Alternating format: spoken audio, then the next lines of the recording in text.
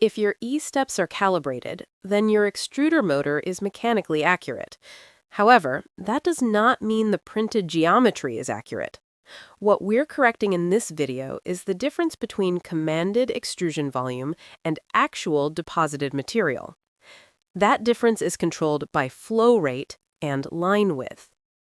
Welcome back to Clone Print Lab.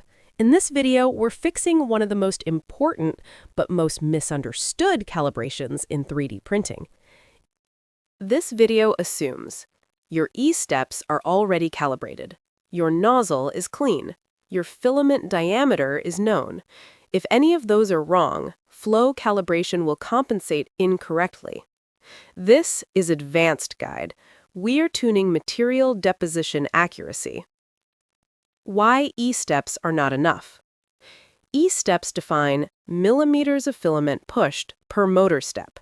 They do not define melt behavior, nozzle internal geometry, back pressure, polymer expansion.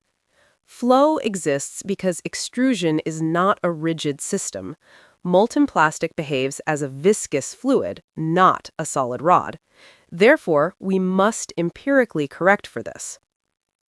Define the variables precisely. 1. Nozzle diameter. This is a nominal value. Real nozzles vary internally. 2. Line width. Line width equals target extrusion width in the slicer, usually greater than nozzle diameter. Determines wall strength, surface finish, dimensional accuracy. 3. Flow rate. Flow equals scalar multiplier applied to extrusion volume. Flow equals 1.0, 100%, means slicer trusts its math completely. We are proving whether that trust is justified. Why single-wall calibration is required. In multi-wall prints, infill overlaps, internal compensation hides errors. A single-wall object removes all compensation. We want one line, one width, one variable. This isolates flow error.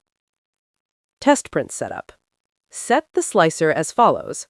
Wall count, 1. Top layers, 0. Bottom layers, 0. Infill, 0%. Line width, explicitly defined, not auto. Why?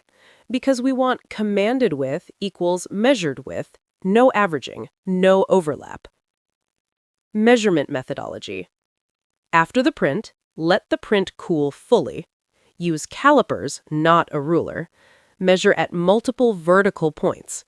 Average the results. Why averaging? Because extrusion pressure fluctuates slightly during motion. One measurement is noise. Multiple measurements reveal the signal. Flow calculation. Let W expected equals slicer line width, W measured equals actual wall thickness, F current equals current flow value. Then, F new equals W expected divided by W measured multiplied by F current. This equation corrects volumetric error, not geometry. You are aligning a mathematical extrusion model to physical reality. Apply flow correctly. Apply flow per material, per nozzle, not globally. Reason: PLA, PETG, ABS, and TPU have different melt behaviors. Flow is not a printer constant. It is a material plus nozzle plus temperature interaction. Line width engineering trade-offs. Narrow line width, higher resolution, lower strength, more sensitive to flow error. Wider line width, higher strength, better layer bonding, slight loss of detail. Line width is not a cosmetic choice. It is a mechanical design parameter.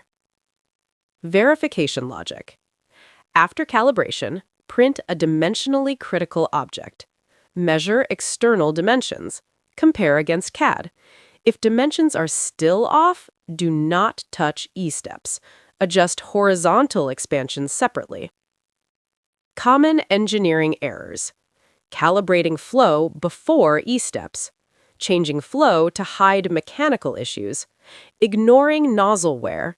Mixing filament brands without recalibration. Flow tuning is a precision adjustment, not a band-aid. At this point, motion is tuned, extrusion is mechanically accurate, material deposition is volumetrically correct. Only now does it make sense to tune retraction, linear advance, speed. Subscribe to Clone Print Lab for practical Prusa clone optimization.